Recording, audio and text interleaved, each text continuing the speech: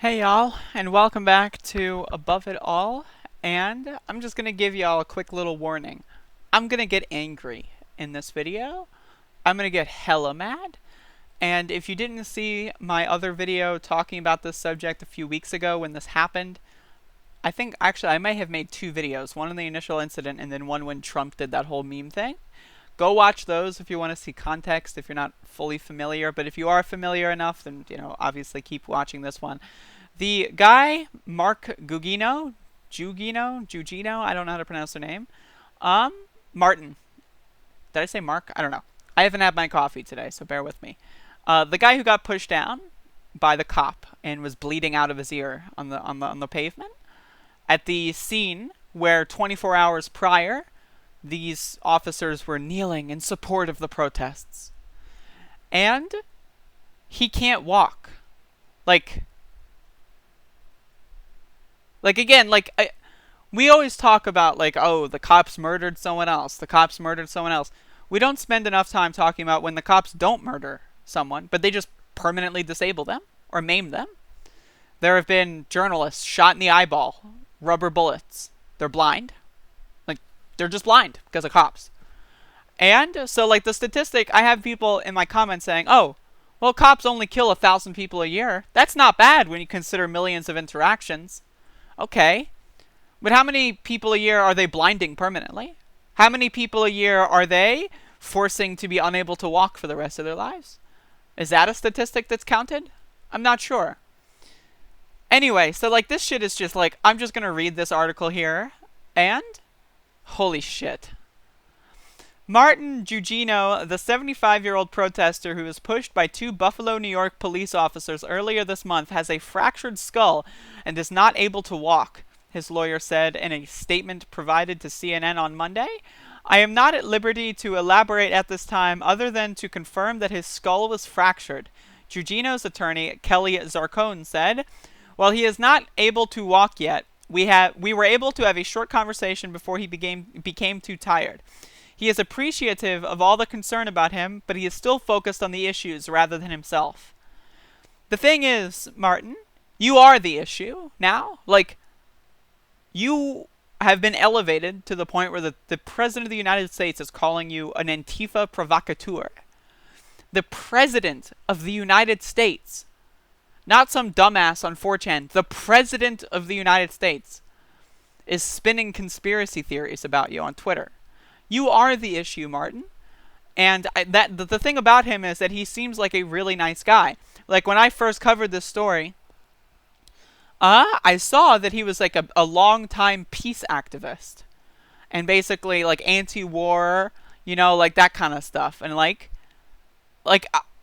the idea that such beautiful people, such amazing people like this man could just get abused so much and then are still able to say, don't worry about me, worry about the issues. It's profound.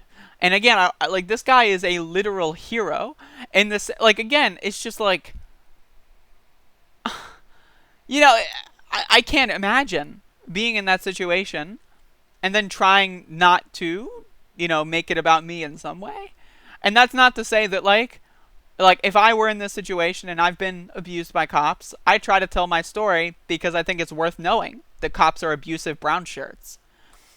But, this guy is, again, he's less concerned with his own personal interaction and more concerned with the institution and the system, which is great. And it's but, it's really hard to explain that to everyday people. This guy, if he were to go out there and say, I was abused by cops, I can't walk anymore, and, do a press conference and a viral video, that would maybe, shift the needle a little bit. I don't know. Who knows? Do you know? I don't know. And it's but the idea that he's so selfless that he doesn't even want to do that because he doesn't even want to, even risk being corrupted or whatever. It's just, again, it's profound. I think it's very unnecessary to focus on me. There are plenty of other things to think about besides me. That's the lawyer's message, which I'm assuming is in congruence with the man. Gugino was injured when 2 police officers shoved him backwards during a protest against racism and police brutality on June 4th. Video of the incident shows that he fell to the sidewalk and his head began bleeding as other officers walked by. Officer Aaron Galski, 39, and Robert McCabe, 32, each pleaded not guilty to second-degree assault and have been released on their own recognizance.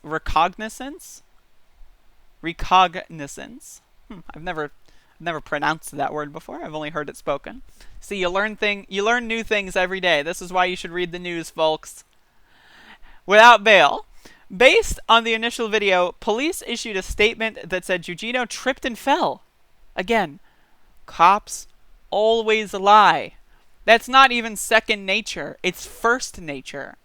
It's built into them. They will lie all the time. Not some of the time. Not most of the time. Not even, like, a majority of the time. They will lie all the time.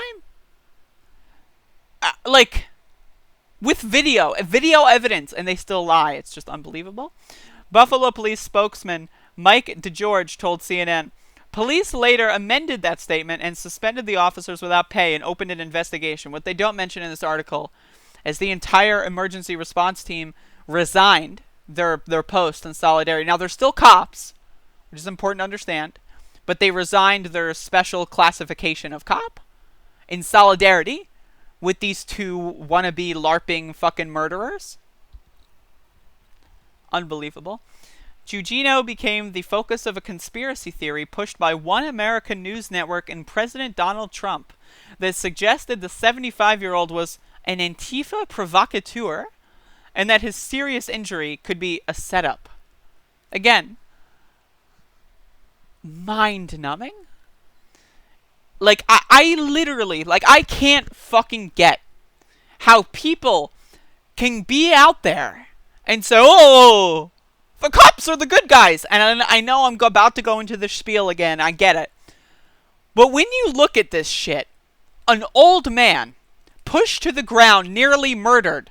The cops, one of them tried to help him or, tried to, do something. And the other one said, no, get out of here, buddy. Let's prevent medics from going in. We got this one. Let's kill him. Let's kill him. I need blood. Yes, I love the blood. These people are psychopaths. The cops are fucking criminals. These are Nazis. This is the same shit that Nazis do. They abuse and attack people. They lie about it. The only difference between the 1930s and the 2020s, we got video. We got smartphones. That's the difference. Can you name another difference besides the color of the uniform? I don't think you can. Again, mind-numbing. This is absolutely positively mind-numbing that a human being could possibly be on the side of the President of the United States in any capacity after reading this article. If this is not disqualifying, what is? What is? Promoting cops assaulting people, saying that someone deserved to be assaulted to the point where they can no longer walk. What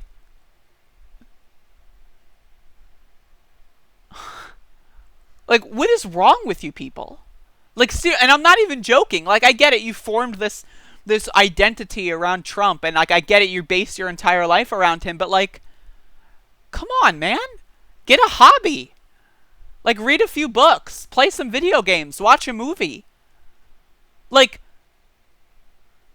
is wrong with you? If you support the president, and I'm genuinely asking, what the fuck is your problem? Are you okay? Do you believe this? Do you believe this? Or are you just gonna chalk this, oh, Trump's just being goofy again?